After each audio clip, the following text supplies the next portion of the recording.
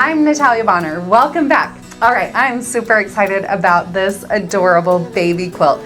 I love it because it's a little bit more modern, so I had a lot of fun creating kind of that modern look.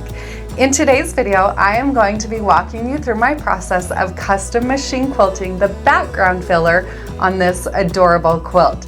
Now, I do have a new video coming soon to the PNQ Academy where I will walk you through the rest of the quilt, quilting on the circles, and really how I decide why I quilt quilts like I do. So make sure you do enroll in the PNQ Academy on our website, pieceandquilt.com. But let's focus on this background filler today. Now, many of you probably remember back in 2021, I taught a super fun class called Let's Stitch a Figurative Quilt. Now you can still enroll in this class at any time. When I originally taught this class, I was a little bit crazy. I quilted the original version of the class sample, and then I also quilted a second version completely different with designs that were just crazy. So this quilt was maybe a little bit modern, traditional, and I chose to go really modern and machine quilt this straight line background filler. When I quilted that, I did share a free video here on YouTube, but I thought it would be fun today just to update that video and share quilting on an actual client quilt. So thank you, Toby, for letting me bring this adorable quilt to life. On this fun quilt, I am going to be using my 4-in-1 and my mini 4-in-1 machine quilting rulers. You will see that I do have our Piece and Quilt pop socket ruler grips on the top of the rulers to really help me grip onto my ruler. I will do all my quilting here on my Gamble 22-inch machine. Anytime you are doing any ruler work, make sure you do have a ruler foot and an extended base plate on your machine, whether you're on a sit-down machine or a long arm machine. Those are really essential tools. The thread that I am going to be using here today is So Fine color number 451. Now I will use a second color when we hop over to the PNQ Academy video. The batting that I am using on this adorable quilt to create some awesome loft and texture, but it will still be really soft once it's quilted, is one layer of the Quilter's Dream Poly Deluxe batting.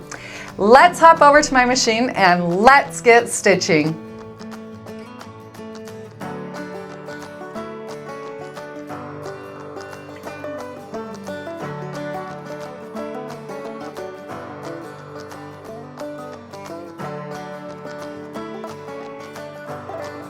So here's a look at this awesome straight line background filler after I've quilted a section of it on this adorable quilt.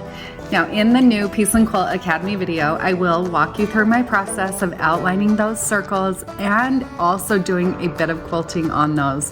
You won't want to miss that video. To stitch out this straight line background filler, I like to start out by creating spaces and then filling in those spaces. I want this quilt or this background filler to kind of have like triangles with straight lines through it. I love just the modern look that that design creates. When I stitch out this design, I'll start out by defining my triangle. So I'll create a space. Now these triangles can be crazy. They're not perfect triangles. Obviously, some of them, like you can see here, have a curved edge to them. But what I'm doing is starting out and creating a triangle. Once I've created that triangle, then I'm going to be machine quilting straight lines that radiate out from one point on that triangle. As those straight lines radiate out, they are all going to be pretty close to evenly spaced, about 1/2 inch apart. So after the space is defined, starting in one point, I'll line up my mini 4-in-1 machine quilting ruler. So the first marked line on that ruler intersects the corner on my triangle. Then obviously at the opposite end of the ruler, there's going to be enough space, like a 1/2 inch or 1/4 inch, so that I can stitch right back to where I started. So I'll repeat this process, stitching these angled lines from that center, or from one corner of my triangle across, filling in so that they're all evenly spaced 1/2 inch apart at the opposite end of the triangle. Now, to create even more interest when I'm stitching out this background filler, look closely here and you'll notice how I'm also trying to make these radiating lines alternate directions. So I'm really trying my hardest to make it so that lines don't intersect each other and that they don't start from the same point on multiple triangles. So I'm definitely paying attention to that as I work through this background filler. Now, I'm not necessarily making each triangle a specific size, but I am being consistent in size.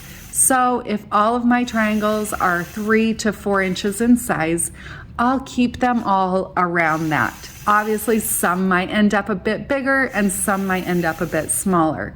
But I don't want to have one area where all of my triangles are 1-inch triangles and then another area where they're all 10-inch triangles.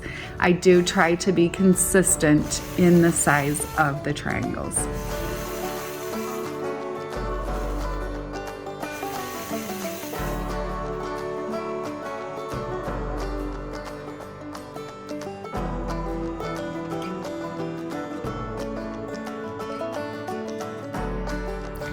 So here you can see a bit more of that same quilting. Obviously, we sped this video up just a bit.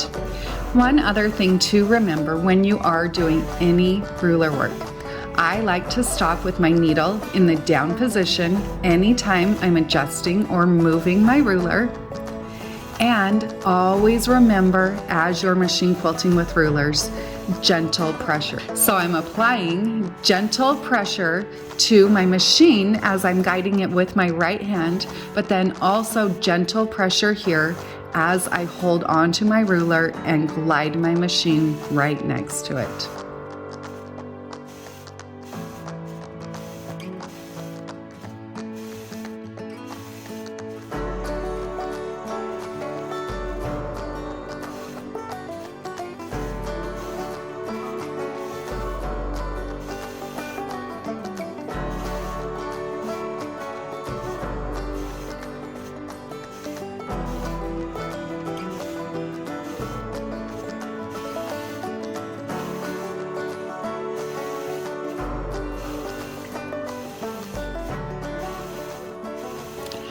I love how this adorable quilt turned out. Make sure you do subscribe to the PNQ Academy on our website, pieceandquilt.com, where you can find how I quilt the rest of this quilt. Plus, you'll gain access to hundreds of machine quilting videos. Have a great day, everybody.